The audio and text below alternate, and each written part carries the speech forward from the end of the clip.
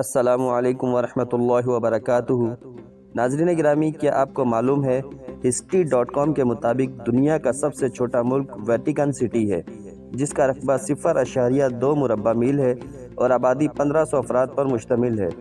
اور دنیا کا سب سے بڑا ملک روس ہے، جس کا رقبہ 17.1 ملین کلومیٹر ہے، اس لیے اس کا رقبہ زمین کے رقبے کا 11% ہے۔ وسطی افریقہ کے باستی نامی گاؤں میں ایک ایسا درخت پایا جاتا ہے جو گھوم سکتا ہے۔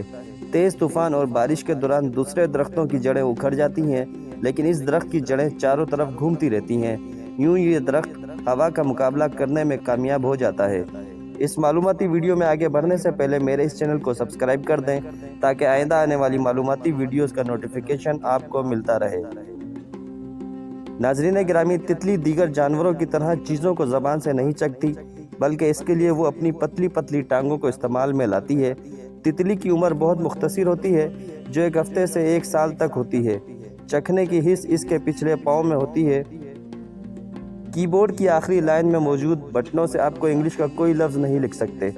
مینڈک کی زبان میں 3 گنا بڑا شکار دبوچنے یا پکڑنے کی طاقت ہوتی ہے۔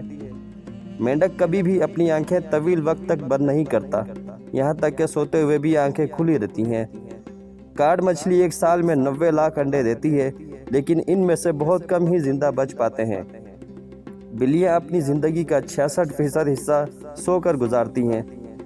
space.com کے مطابق زمین کے سب سے نزدیک ستارہ سورج ہے، جو زمین سے 93 میل دور واقع ہے۔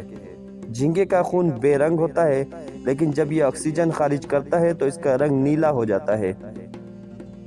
اور آخر میں یہ بھی بتا دیں کہ آپ سنگاپور جا کر چوئنگم مت چبائیے گا، کیونکہ سنگاپور میں اس کی ممانعت ہے۔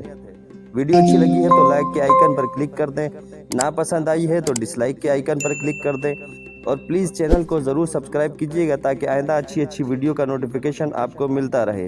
رہنمائی کے لیے کمنٹس بھی کر سکتے ہیں۔ ملتے ہیں ایک اور اچھی ویڈیو میں، تب تک کے لیے اللہ حافظ۔